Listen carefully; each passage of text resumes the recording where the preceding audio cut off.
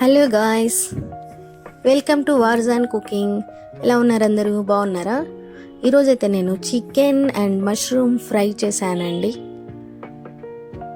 So mushroom ఉన్నింది, chicken ఉన్నింది, so రెండు చేశాను. సో ముందుగా ఆయిల్ వేడి చేసుకొని ఆయిల్లో ఏమేయకుండా జస్ట్ నేను మసాలా ఏమేయకుండా జస్ట్ ఆనియన్ వేసాను, అదే ఎర్రగడ్డ వేసి మంచిగా బ్రౌన్ కలర్ వచ్చేంత వరకు నేను బాగా ఫ్రై చేసుకున్నాను.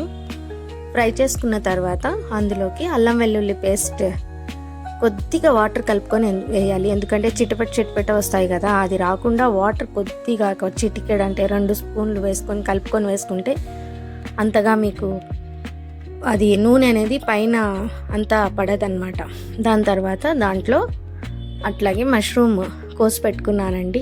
మష్రూమ్ బాగా కడిగి అది వేసుకున్నాను. మష్రూమ్ వేసి మంచిగా ఫ్రై చేసుకున్నాను.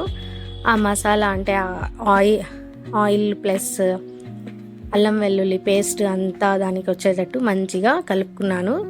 తర్వాత చికెన్ నేనైతే జస్ట్ కొద్దిగా పసుపు, కొద్దిగా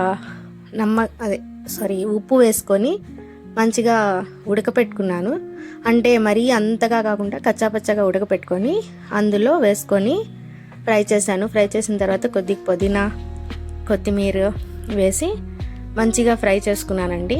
బాగా చికెన్ బాగా కొద్దిగా ఉడిగేంత వరకు చూసారు కదండి. ఇలాగా మొత్తము ఫ్రై చేసుకున్న తర్వాత ఇందులోకి కొద్దిగా మసాలా అనేది నేను ఇప్పుడు వేస్తాను. 1 స్పూన్ కారప్పొడి, 1 స్పూను లేకపోతే 2 స్పూన్లు మీకు తగినంత, మీరు ఎంత కారం తింటారో అంత కారము వేసుకోవచ్చు. 1 స్పూన్ వచ్చేసి పసుపు పొడి, ఇంకా 1 స్పూన్ ధనియాల పొడి, ఇంకా నేనైతే ఆచి చికెన్ మసాలాని యూస్ చేస్తున్నాను. అది బాగుంటుందండి. మీకు తగినంత చికెన్ మసాలా వేసి సాల్ట్ వేసి మంచిగా కలుపుకోవాలండి. బాగా అంటే మసాలా అంతా పచ్చివాసన పోయేంత వరకు, మసాలా అంతా చికెన్కి మష్రూమ్కి పట్టేంత వరకు మంచిగా కలుపుకోవాలి. అంతేనండి, మీ chicken and mushroom fry ready. ఇది మంచిగా రోటీలోకి కలుపుకొని తినచ్చు, లేదా అంటే పప్పన్నం వేసుకొని చికెన్ ఫ్రై కలుపుకొని మంచిగా తినచ్చు. బాగుంటుంది, సూపర్ టేస్టీగా ఉంటుందండి.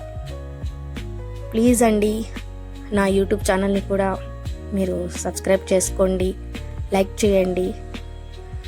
ఇన్స్టాగ్రామ్ అకౌంట్ని కూడా సబ్స్క్రైబ్ చేసుకోండి. కొత్త వంటకాలు నేను పెడుతూ ఉంటాను. Please follow, like and share. Thank you so much for watching.